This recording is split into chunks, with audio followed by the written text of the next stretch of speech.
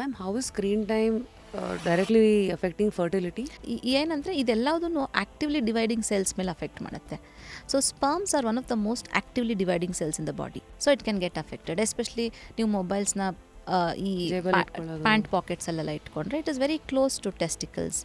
ವೃಷಣಕ್ಕೆ ತುಂಬ ಹತ್ತಿರ ಇರುತ್ತೆ. ಅದರಿಂದ ನಿಜ ಹಂಗಿದೆ. ಇವತ್ತು ಲ್ಯಾಪ್ಟಾಪು ಇಟ್ಕೊಳ್ಳೋದ್ರಿಂದ ಫರ್ಟಿಲಿಟಿ ಕಮ್ಮಿ ಆಗುತ್ತೆ. ಒಂದು ಹೀಟ್, ಲ್ಯಾಪ್ಟಾಪ್ ಇಟ್ಕೊಂಡ್ರೆ ಹೀಟ್ ಪ್ರೊಡ್ಯೂಸ್ ಆಗೇ ಆಗುತ್ತೆ.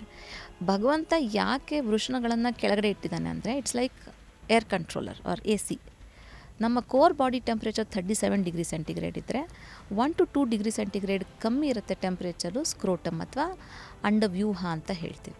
ಆ ಸ್ಯಾಕ್ ಯಾಕೆ ಕೆಳಗಡೆ ಇದೆ ಅಂದರೆ ಅದಕ್ಕೆ ಸ್ಪೆಷಲ್ ಬ್ಲಡ್ ಫ್ಲೋ ಇರುತ್ತೆ. ಯಾಕಂದರೆ ಸ್ವಲ್ಪ ಟೆಂಪ್ರೇಚರ್ ಕಮ್ಮಿ ಇರಬೇಕು, ಅಟ್ಲೀಸ್ಟ್ 2 ಡಿಗ್ರಿ ಸೆಂಟಿಗ್ರೇಡ್ ಕಮ್ಮಿ ಇರುತ್ತೆ.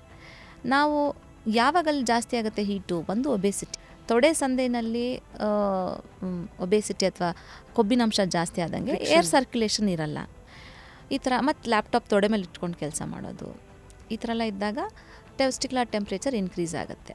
ಮಕ್ಕಳಿಗೆ ಅವಾಗ ಏನಾಗುತ್ತೆ, ಸ್ಪರ್ಮಟೋಜೆನೆಸಿಸ್ ಅಥವಾ ವೀರ್ಯಾಣು ಉತ್ಪತ್ತಿ ಕಮ್ಮಿ ಆಗುತ್ತೆ. ಫುಲ್ ವಿಡಿಯೋನ ನೋಡಿ ಆನ್ ರ್ಯಾಪಿಡ್ ರಾಶ್ಮೀಸ್ ಯೂಟ್ಯೂಬ್ ಚಾನಲ್.